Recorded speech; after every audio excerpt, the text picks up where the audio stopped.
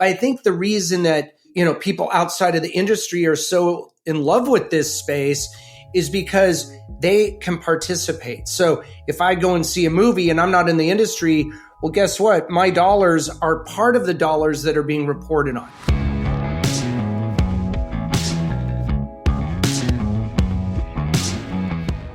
This is the Box Office Podcast. I'm Chad Kennerk, analyst here at Box Office Pro, the pulse of theatrical exhibition, stepping in for host Rebecca Pauley this week, who is literally on a plane headed for Miami and Show East as we record.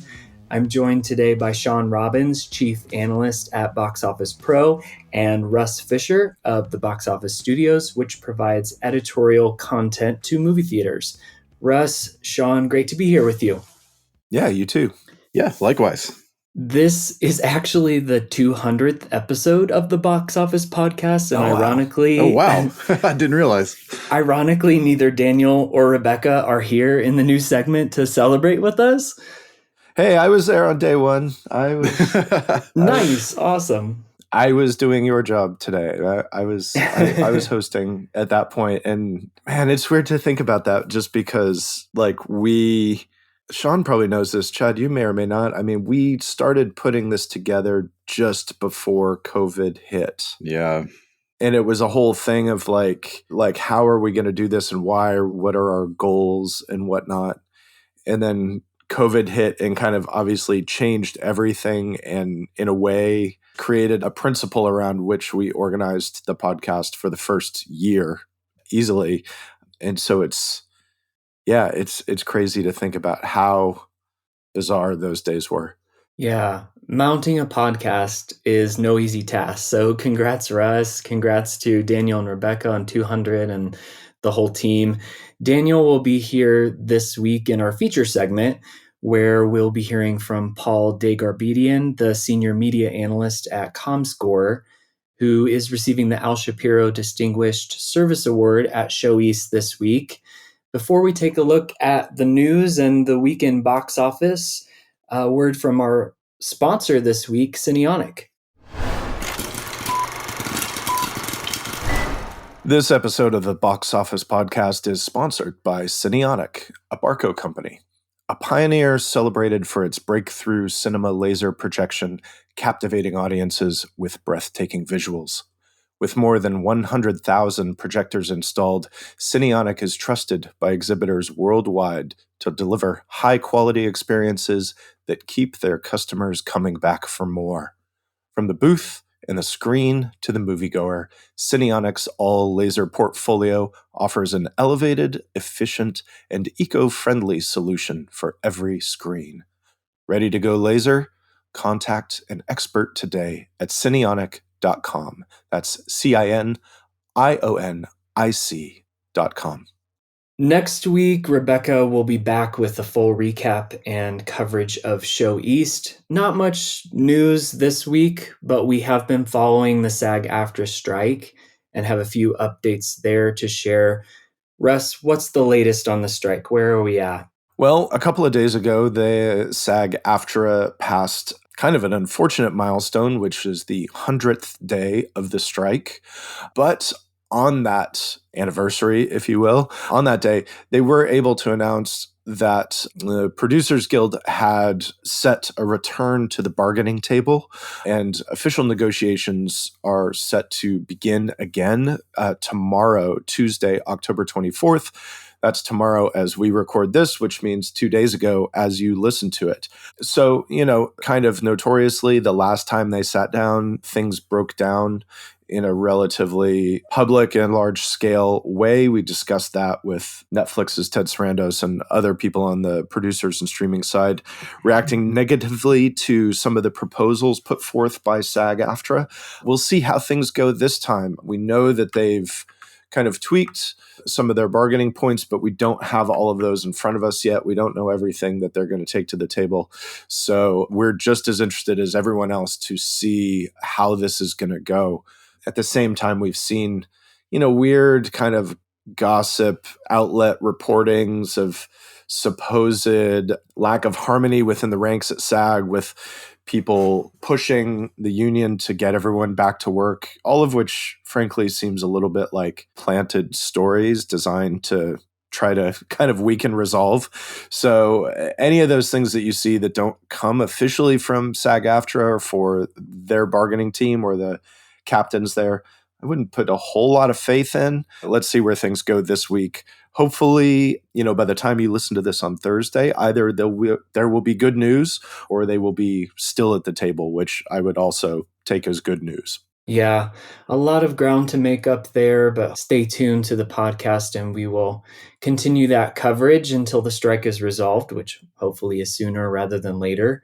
At the box office last week, Taylor Swift, The Eras Tour debuted 2 weeks ago at $92.8 million to become the top concert film of all time after opening weekend. And in its second frame, Eras declined 67% with $31 million, but still repeated that first place. Concert films have previously come in at number one, but this is actually the first time a concert film has been number one 2 weekends in a row. Shawn, I wanted to get your thoughts there on this holdover for Taylor Swift. Yeah, I mean, we kind of look at that initial opening weekend and it just blew away every concert movie that's come before it. And combine that with Taylor's fan base, I think there was a natural assumption it would fall off a little sharply, but maybe more akin to like a Marvel movie or just a general, big franchise movie. And that's what happened.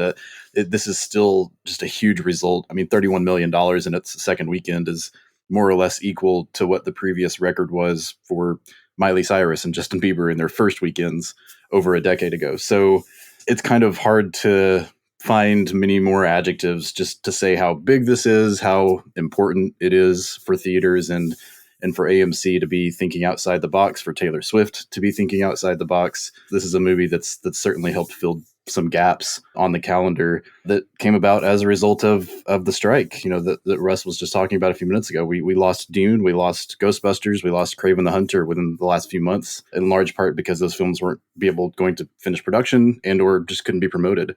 So here we are, Taylor Swift bringing the blockbuster to help replace at least one of those.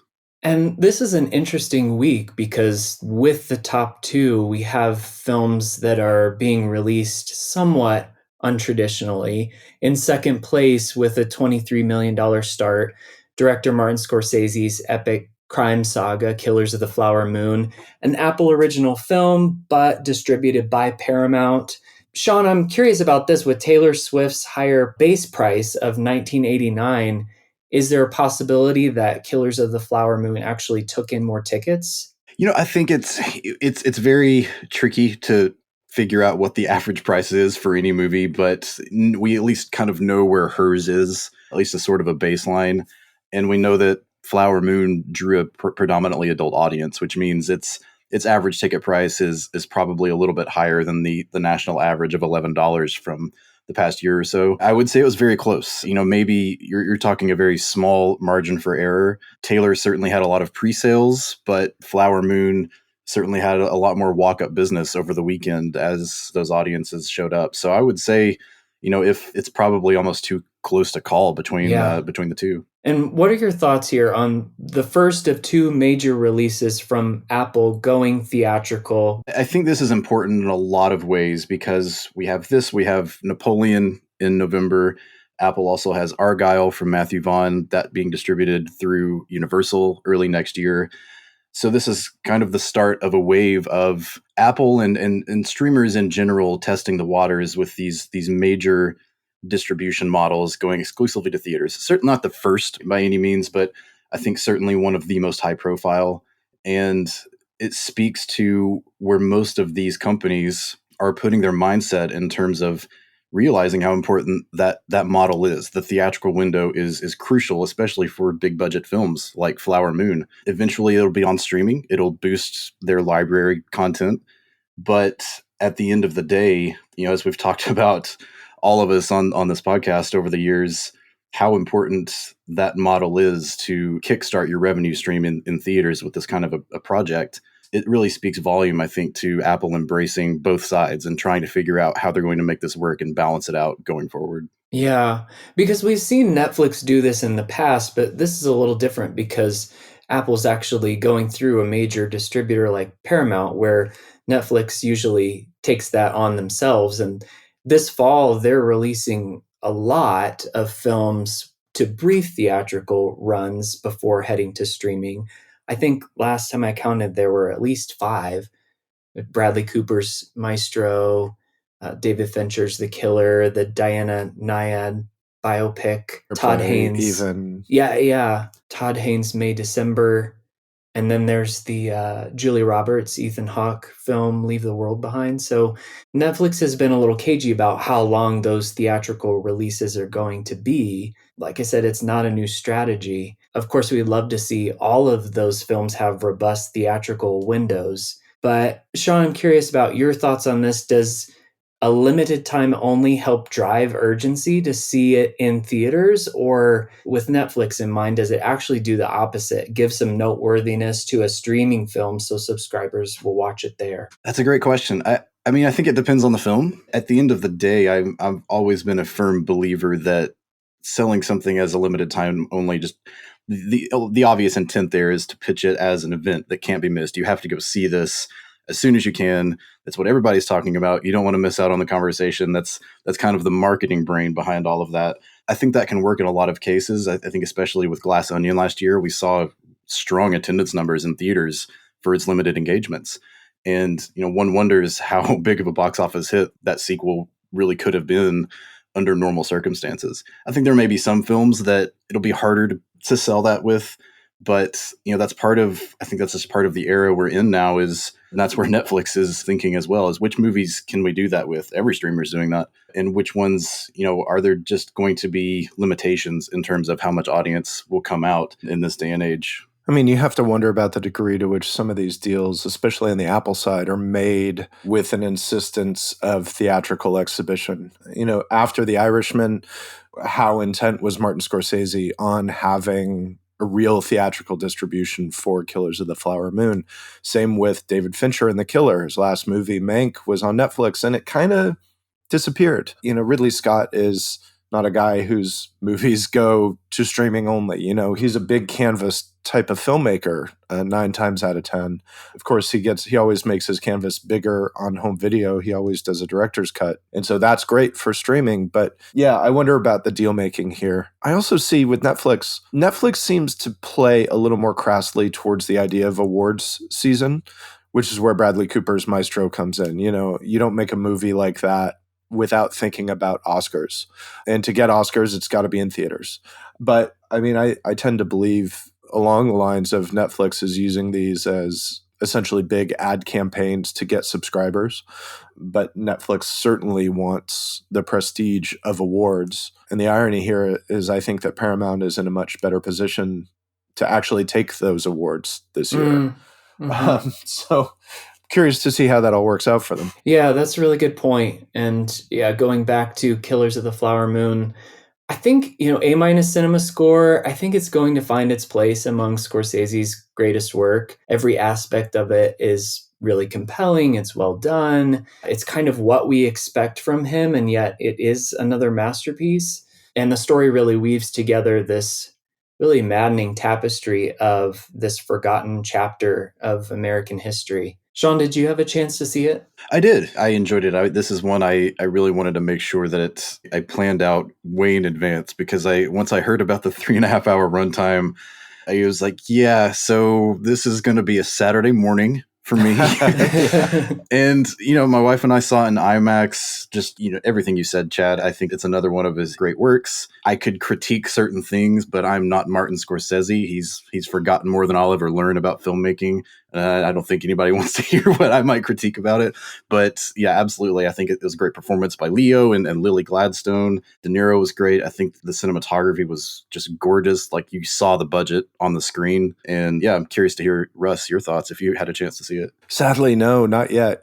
Parenthood plus a 4.5 hour time commitment once you take into account like getting there and everything else. I'm going to try to catch it this week because I'm dying to see it. I do think that A- cinema score is really interesting. We always need to, when we talk about cinema score, we always need to discuss the fact that it's like this is really measuring whether or not audiences got what they expected out of a movie. It has nothing to do with whether or not the movie is good. And so that speaks very well of how Killers of the Flower Moon was positioned and where it sits kind of culturally. People knew what they were going in for, and seeing that plus the movie's take plus the reporting that 46% of the attendance was under 35, those things all add up to, a more positive picture of, the theatrical landscape than some other events have painted over the last couple of years. Now, granted, it's Martin Scorsese. Whether or not you love his movies, you know who he is. You've probably got an opinion on Scorsese. You probably have a favorite Scorsese movie, and not everybody can draw like Scorsese can on that level. So, maybe an edge case in some ways. But I do think those numbers are interesting and have a very positive, reflection of what's going on right now. Yeah, and what I loved about it was Scorsese's use of his own cultural identity, the gangster kind of focus film that we think of him for, in order to make this larger statement. And at a certain point, it moves from entertainment to you as an audience member kind of feeling complicit in the character's actions. So it's a really powerful piece of filmmaking. And that's the thing, that he's been doing going back a long, long time. I mean, that's kind of a cornerstone of Goodfellas, right? The notion that, the things that Henry Hill wants are the same things that we as audience members at least want to see.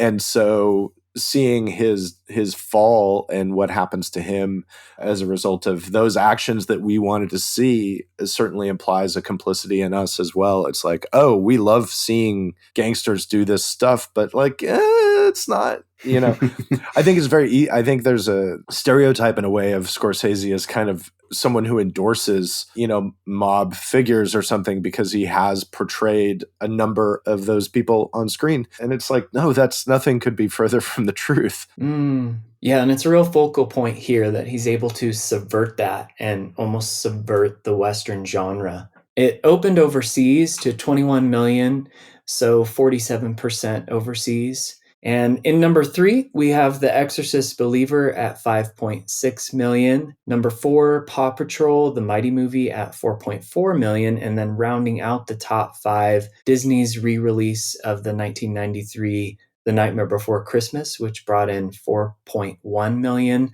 Bumping Saw X from that 5th spot on the chart. That's a pretty solid weekend compared to some of the recent re-releases. Disney put out a 30th anniversary re-release of Hocus Pocus, which I think saw 1.6 million.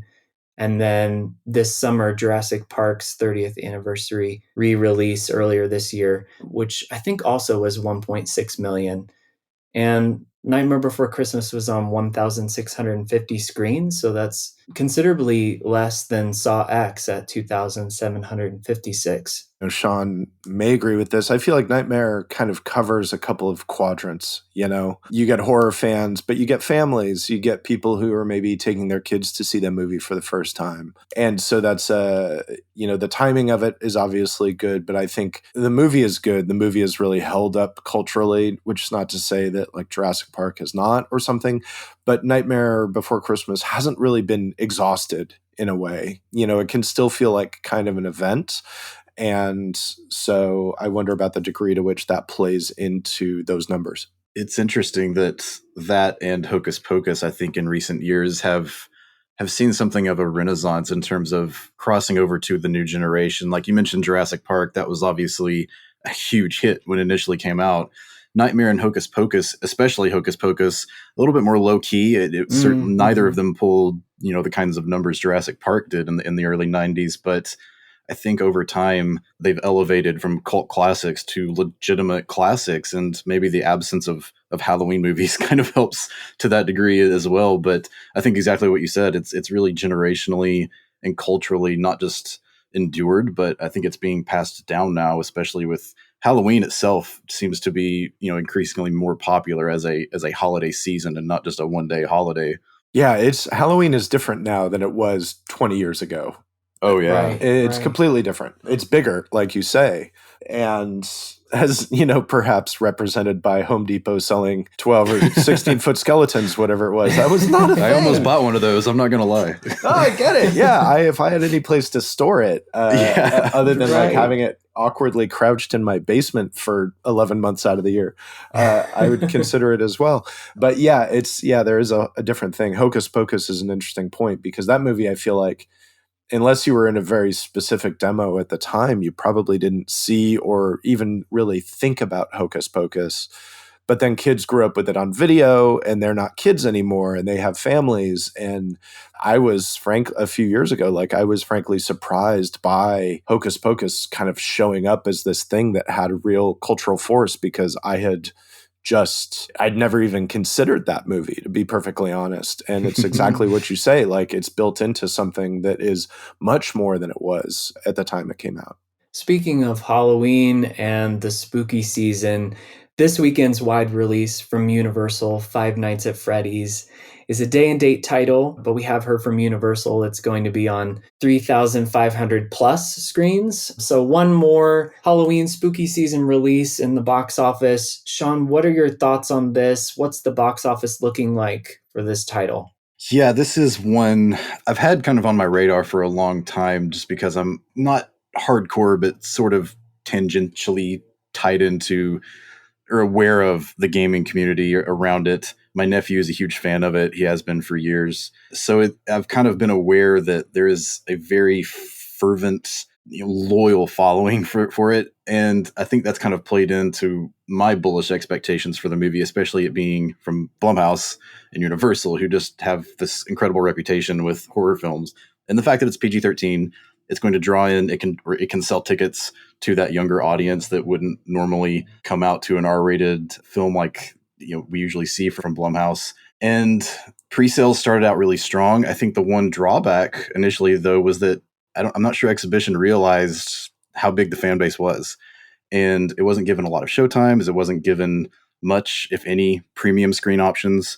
So I think that kind of held back some initial forecasts. But now here we are.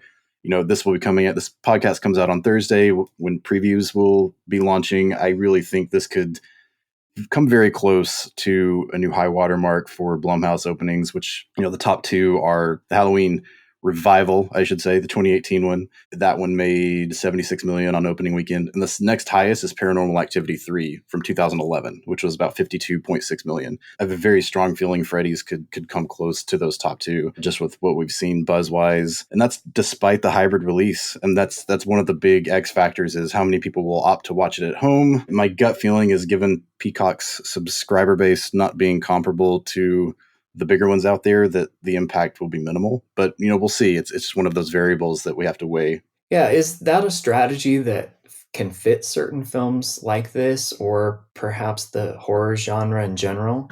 I think we're seeing less of it. So I think even studios realize that, more often than not, it's a no. But in this case, I think the goal is, it's hard to say, to be honest. I think it works for horror because horror has really proven itself to be such a theatrical draw and a mainstay with audiences, whether it's, casual followers or, diehard fans of the genre itself.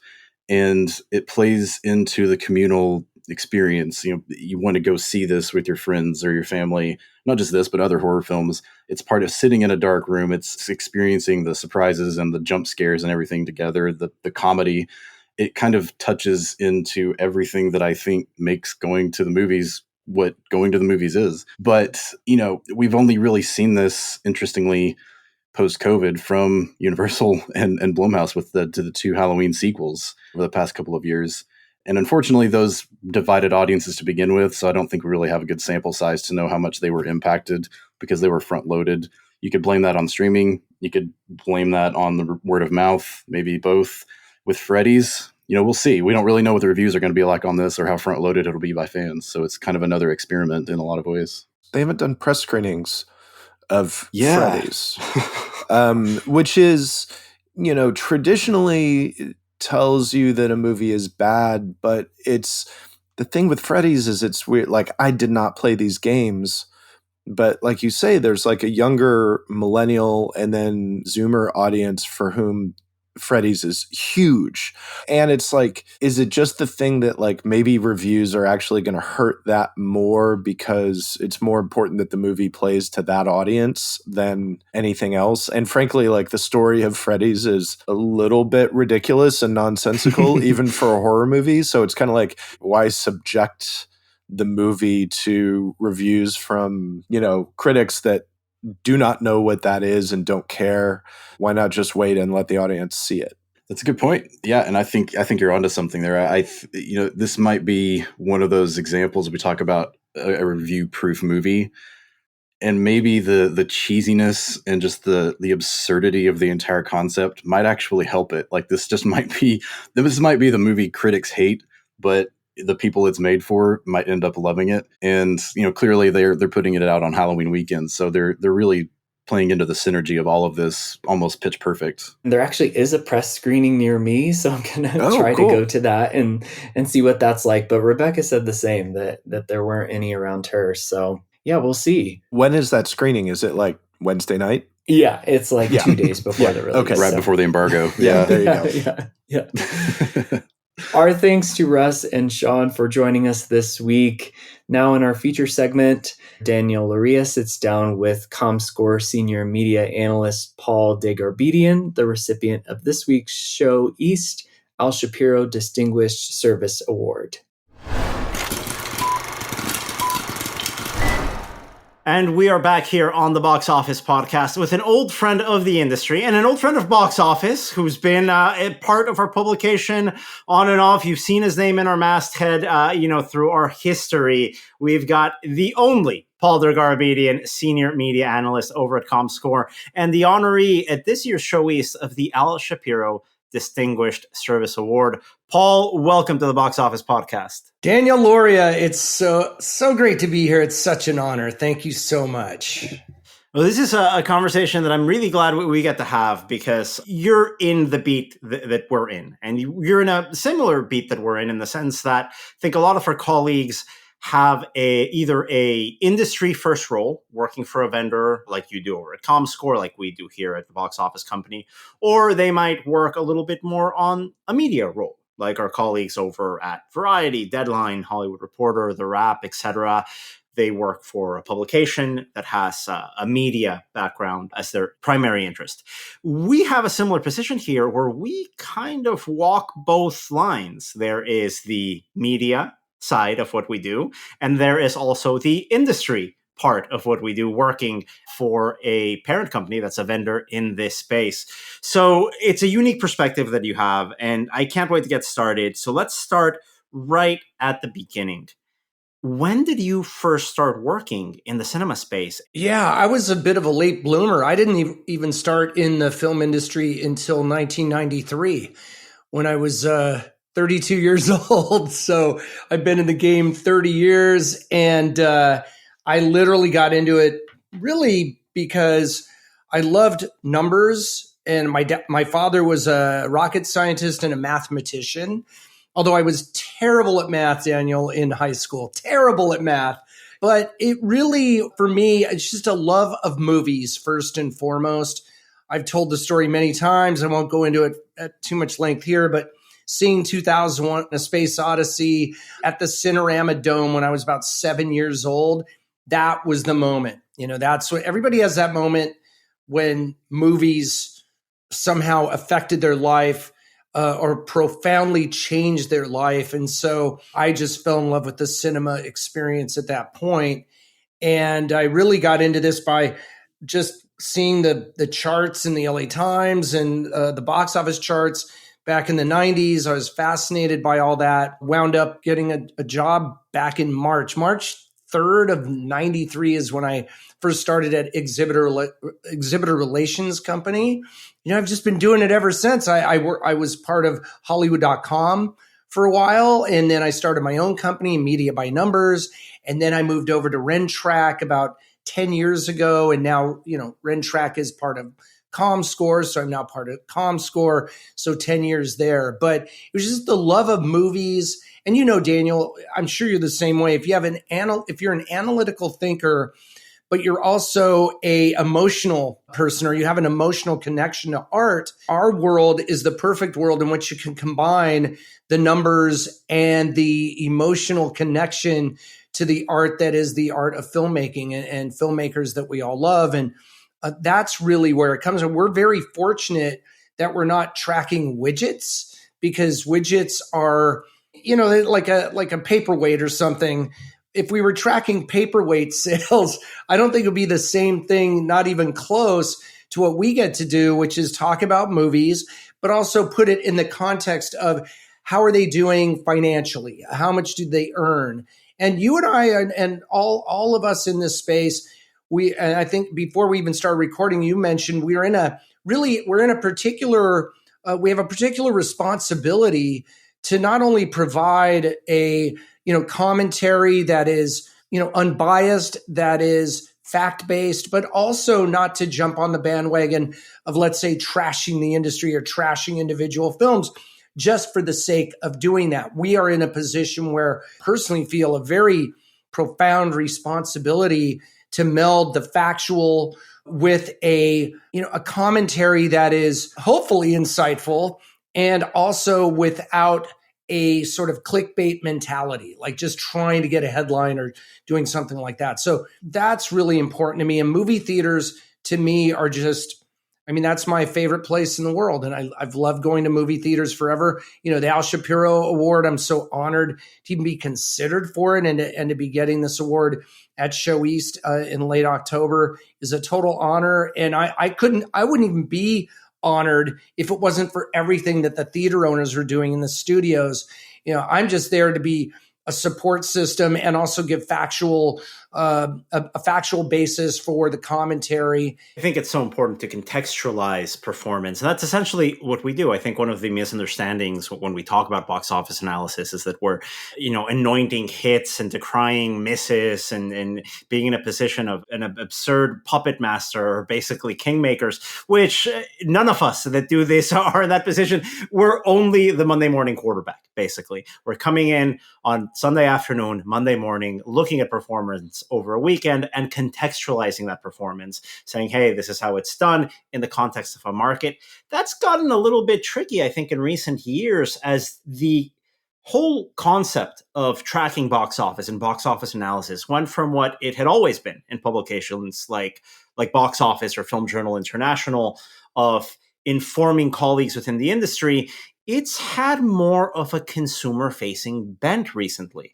It's a little bit like fantasy football these days, which is a little bit weird to me, because we're talking about how much money movies earn. In my opinion, that's the most boring conversation to have about a movie at any point. Like when I'm at the Thanksgiving table with my relatives, I don't talk to them about how much dollars and cents the movies make. I talk about the movies themselves. We do something from a professional perspective that's taken more of a consumer bent these days. There it's are so true. Reddit boards, message boards. How do you figure that? When did that happen? When did that start changing professionally? Well, that's a great question, because I'm old enough to know that when the trade press was reporting numbers, it was more like a region would be reported, or here's what happened in the Northeast, or at these theaters in New York, let's say, or in Los Angeles.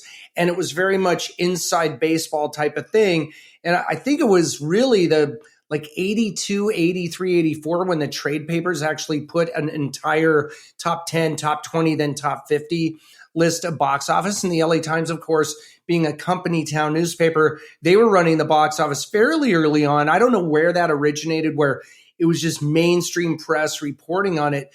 But I think the reason that the people outside of the industry are so in love with this space is because they can participate. So if I go and see a movie and I'm not in the industry, well, guess what? My dollars are part of the dollars that are being reported on.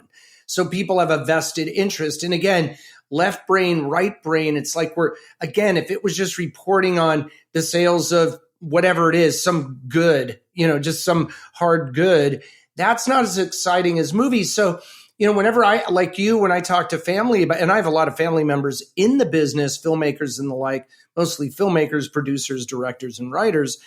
And we always kind of combine both because it's fun to talk about the numbers when you contextualize it, especially for people outside of the industry. If they say, well, how did that movie do? That can mean a lot of different things. Well, how did it do critically? How did it do financially? And then a lot of times outside of the industry, I think there's a thought that if a movie doesn't, quote unquote, do well at the box office, that it's not a good movie. And being box office people, I always say, I met Sidney Pollack, the great director, years ago, probably 25 years ago at some industry event. And I went up to him and I go, I apologize for monetizing your art or putting a number on your art, but it's not about that. It's that I love your movies. I love you as a filmmaker. And he was totally cool about it. And look, most great filmmakers, or at least filmmakers working today, have a great understanding of the business and box office. So it's show business, right? It's not just the show, it's also a business. But we walk that fine line when we're making our comments. And you have to be very kind of careful with what you say. But I feel like as long as it's factual and it makes sense, then you're pretty much covered. And I think also today, as differentiated from 15 or 20 years ago, there's so many people talking. And now with social media, there's people not even in the industry talking constantly about box office and movies that now I'm not like singled out by a studio for saying something that they perhaps didn't like. Now that, by the way, that used to happen. When you're kind quite of a bit, only if I remember. A lot, Yeah. Where it's like, what did you say about our movie? Or you better, that we don't agree with that, or whatever it may be. And it was always in a very professional way. But now there's so many voices out there. It's like, who's going to pick on something I might say? And I think that's a big distinction in what we're trying to sort of solidify as what a role like a box office analyst brings to the industry. It's not really a job unless you're speaking to a group of people that have a stake in what you have to say.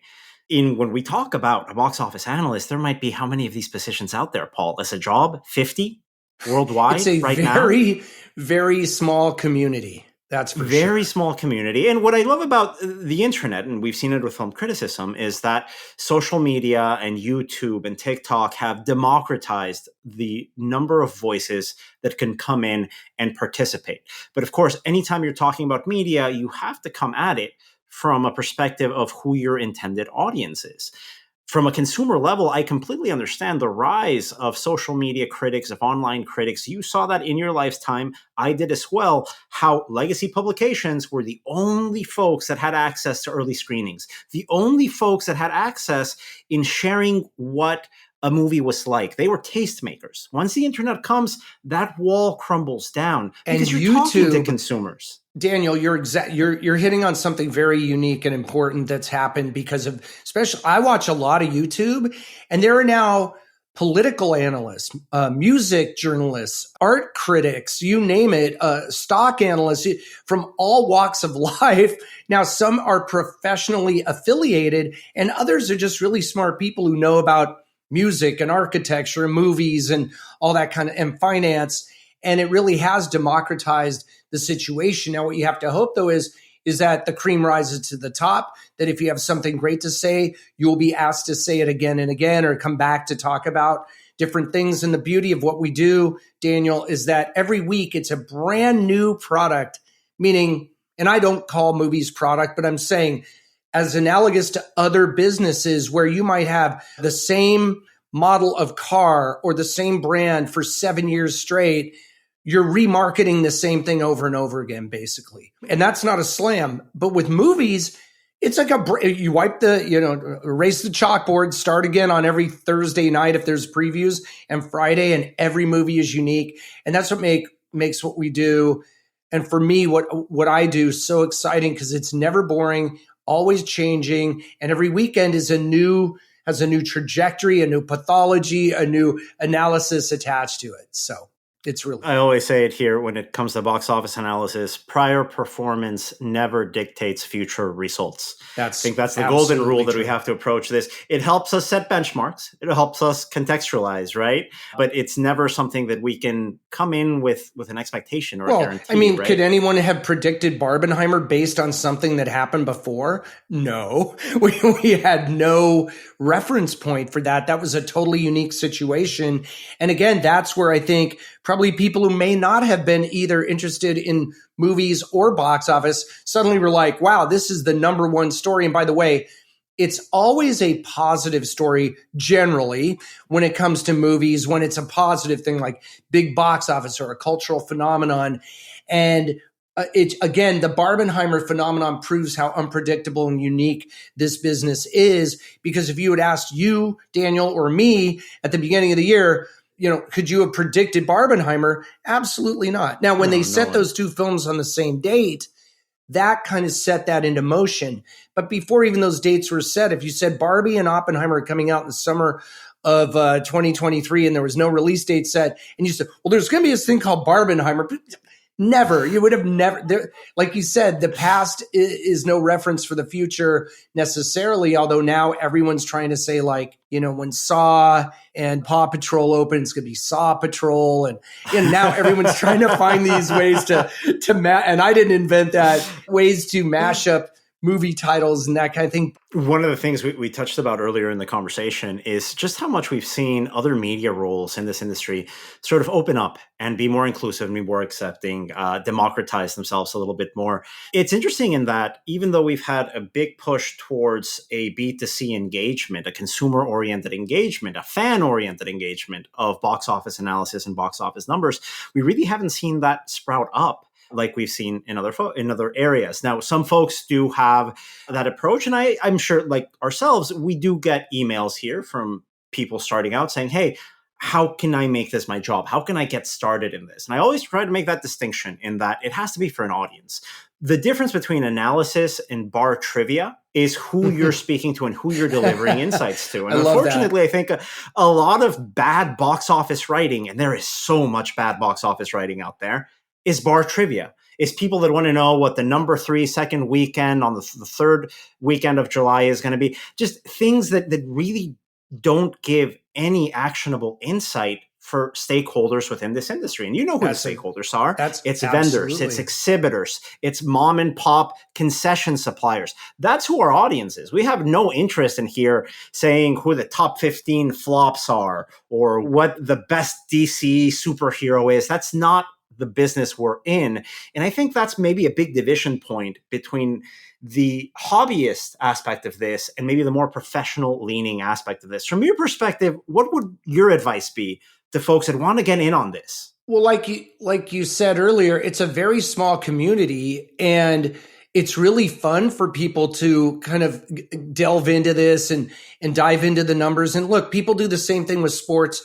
The sports, talk about the analysis in real time and how addicted people are to the sports stats, whether it be baseball, football, whatever the sport is, bowling, whatever it is. But that doesn't mean everyone can play those sports or make a living at it. So, I do the same thing. I play a little bit of guitar and I love cars and all this stuff, but I'm not in those industries. I can only, as a fan, say, hey, I think they should design this guitar like this, or that this car should have this kind of, I don't like this feature on this automobile or whatever, or advising other industries what they should do because I'm a huge fan.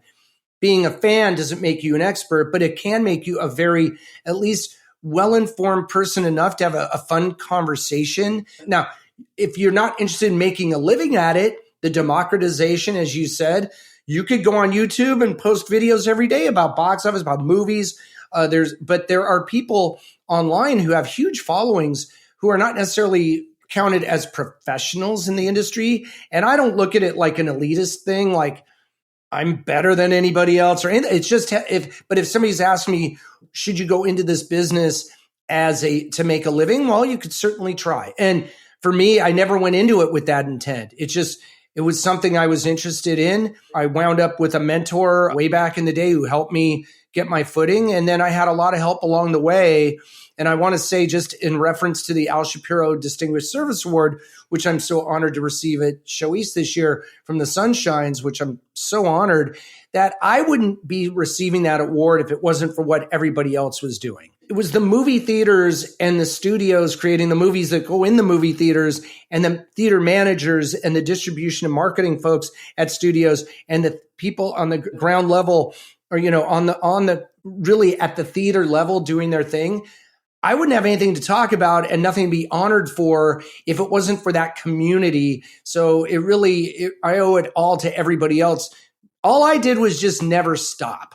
I'm just tenacious. That's my advice to people if they want to get into something, no matter what it is. But I don't have a balance. I kind of work every day, and I'm sure you do too. And every Sunday morning since 95, I started in 1993. But my old mentor, he didn't force me, but he wanted me to start doing the box office numbers and reporting those on Sunday morning. I started doing that in earnest in 1995. And only twice in that time, other than the few months of the pandemic, that summer of 2020, where we weren't reporting anything. But I've really not done the box office duties on Sunday twice in 30 years. And you know better than anybody, right? That like people say, oh, do you get the holidays off? Wait, are you kidding? The last 2 weeks of the year are among the busiest of all time in theaters. In fact, it's my busiest time. And even what are so-called holiday weekends, as you know, give us more to do, not less, because you have the 3-day and the 4-day numbers and all that. I don't want to get too much in the weeds on that, but it's just that tenacity, and you just have to really love it. If you think about how many wide releases in a given year, there might be 110. That's a small, I'm putting aside the indie films, which are wildly important, but there's so many more of those released every year, some in limited release. But if we're talking about wide releases every year, it's really kind of a bespoke, boutique-y experience to actually get up, go to the movie theater, much like going to a concert. And Taylor Swift, as we all know, knows better than everyone or anyone how important that communal experience is. And her movie's going to really put a fine point on that. So really just a lot going on. And, certainly there are challenges and headwinds. And this is something, Daniel, you and I always address. You can bury your head in the sand, pretend nothing's wrong, and just act like everything's positive.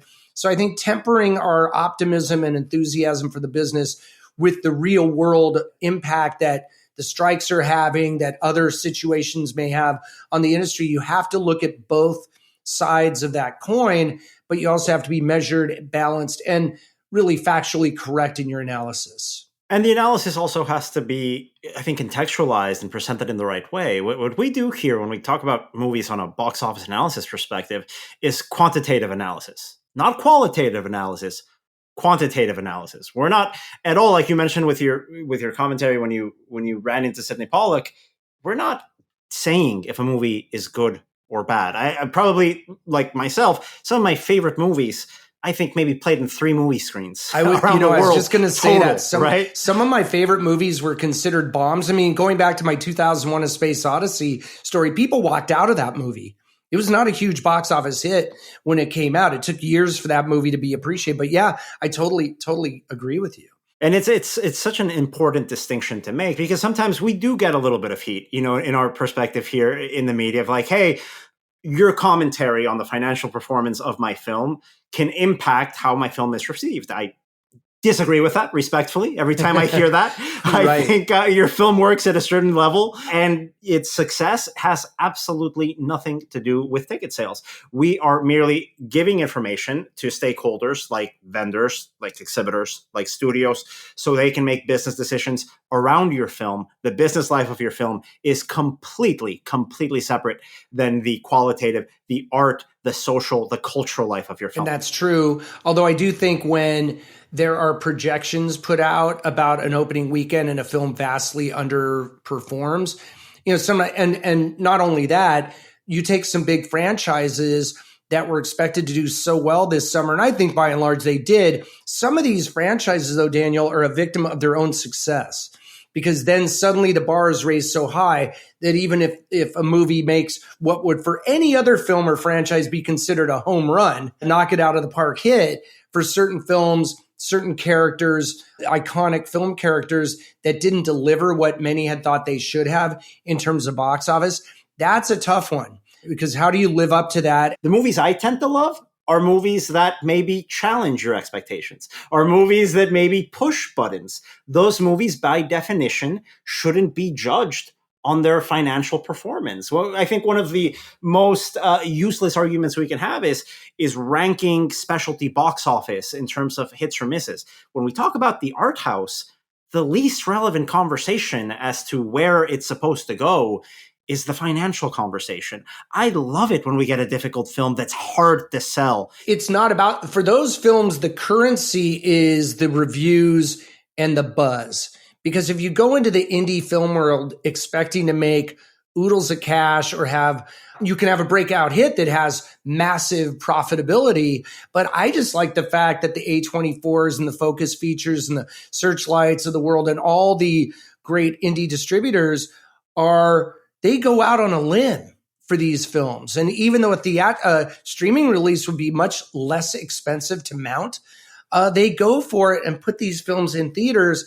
And that's great. A lot of people thought during the pandemic that indie film was going to go away or just go permanently to streaming. As we've seen, it's not happening. I mean, we have, Wes Anderson out there, who's a name that draws people just by his name alone. And then, of course, we have Alexander Payne coming back with The Holdovers this fall, which I'm really excited about. So indie film, you're right. Should be, and I think there is by some like yourself who judge, and I don't even want to say judge, analyze these films, not necessarily based on their box office performance, because some of these films open in the number 18 spot, right? So they're suddenly marginalized and forgotten about, but they shouldn't be, because those are films that could be the best films out there and most challenging. I think another big part to say is that nothing that you nor I nor any other box office analyst professionally says is authoritative in terms of a film's success. You and I, we cover one part of a film's revenue life, which is theatrical. That's what we cover. There are so many ancillary revenue sources that can add up and really say the final word on if a film is successful or not. Well, that's a great point, because, when we're part of this, and I'm certainly part of it, because back in the 90s, it was all about opening weekend. That's all anybody cared about. That fixation on opening weekend, no matter how much we all as an industry and others try to say it's not about that. It's about the long-term playability and where the film is at 3 weeks in, which is actually true. Look at Elemental. Elemental was kind of written off right away. And globally, it's actually a great performing film. So it's just, again, because all the marketing eggs are generally put in that opening weekend basket, we all kind of focus on that. And I like what you said earlier about giving context, because context is key. Because calling a film a flop in its opening weekend, I have a great example. So when Barbie and Oppenheimer opened, on that weekend, some were positioning Oppenheimer as the loser because it came in second to Barbie. That was such a completely misguided way to characterize that. Both films won that weekend. Obviously, one film was going to be number one, which was Barbie, and Oppenheimer was number two. But they both absolutely won the weekend. That's another situation where how things are characterized often is what people hang their hat on, and then that becomes the legacy of that movie. When if you go back later and you look at both films, or even just after that weekend, both Barbie and Oppenheimer were winners that weekend and continue to be. And look, you can't judge a movie in the first 3 days. You have to judge it after the first 3 weeks. And I dislike big pronouncements. Now, to be fair, there are some movies, if they really don't do well on opening weekend, there may be no recovery. There may be no coming back from that. But some movies just hang in there and just surprise you after a while. And again, profitability, though, that's another thing I think for studios. It really is about that. I mean, it's about keeping the costs in line, but how do you do that with a big action franchise, superhero franchise?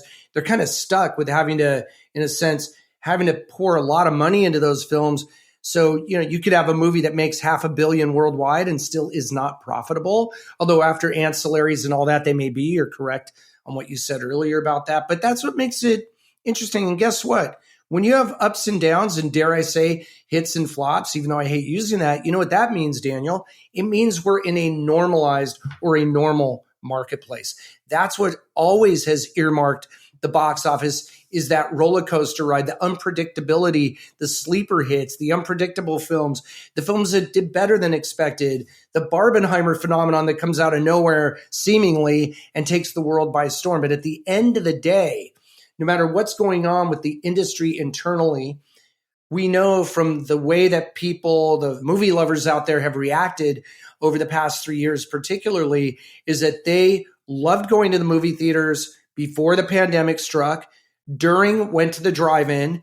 As we were coming out of that, there were a lot of films even in the midst of the pandemic that did incredibly well. And I know that when the pandemic, and I don't want to stay on the pandemic too long because that's in the past, but I mean, well, the way it affected the industry. But certainly a lot of people thought that that would accelerate the inevitable demise of the movie theater. And I think what it did, it bolstered and enhanced the love that people have for the movie theater. Because once that was off the books, when you couldn't go to a movie theater, people really missed it, myself included. So as the industry has come back, I mean, we had that $4 billion domestic summer this year. I don't think anyone thought we would get there. I mean, I did. I went out there on a limb, but, we barely got there. But we got there over Labor Day weekend. The Equalizer Friday put us over the top into $4 billion territory. Well, I think we can see that with a post-pandemic recovery. Yes, we can talk about how we're 25% behind in ticket sales revenue than we were pre-pandemic. Of course, we can have that conversation. The second sentence in that conversation is with 50% less movies in release.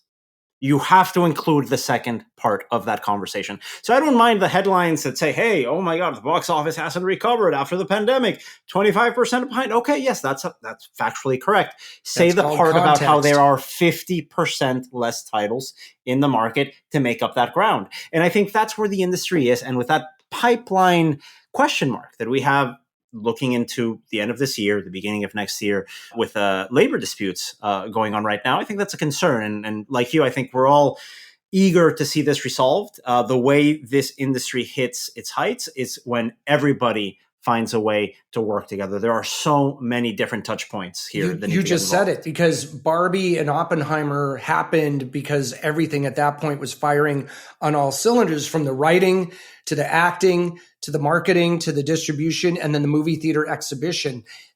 You get Barbenheimer when everything is operating in sync. And, many people have said famously that we all have kitchens in our homes, but and I can make a drink at home anytime, but I'd rather go to a bar or a restaurant, pay 4 times what it would cost me to eat at home, because I want to go outside of the house. I want to be with other people.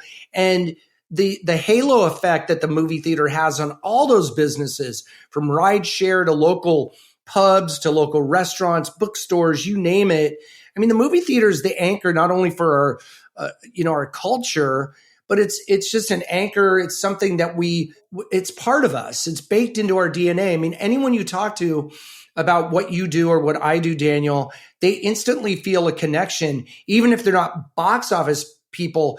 If they're movie people, and like we are, we can switch from just talking about the box office part of it to the movie side of it, and the debates and the passion that happen in those debates over movies and filmmakers is just classic. And it's really positive at the end of the day. And we're both very fortunate to be a part of an industry where, again, I don't make movies and I talk about them. I don't distribute or market them, but I talk about that. But I have the utmost respect for those who do. It's just like many people are music critics who can't play a lick on a guitar or anything. That's fine. You could be a great analyst of things you don't practice yourself. That's what we're here for, but you have to have respect for it. I don't know. It's just been a great ride. I never plan to retire. I'm just going to say it for the Al Shapiro Award is just it's an honor, and I covet it, and I'm honored, but I'm going to keep on going until they give me the Paul Get Out of Town Award. Like we've had it.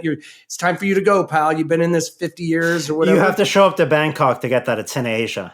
That's when you get the Cineasia invite from Andrew Sunshine. Just know what that means. That's I don't know. You didn't get that memo. That's we not get that yet. out in December. Not yet. And all right, I'm so grateful. I'm giving you the warning right now. Yeah. I'm so grateful to the Sunshines for this and to Show East. And really, I didn't expect it.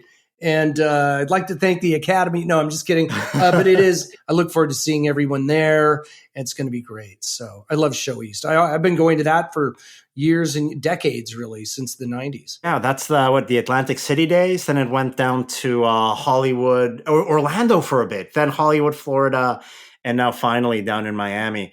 Well, that is happening this week here on the Box Office Podcast. You can find out more information on Show East at our website, boxofficepro.com. And you can hear more from Paul on his own podcast coming out from Comscore. You do that with our good friend and colleague, Mike Polidoros.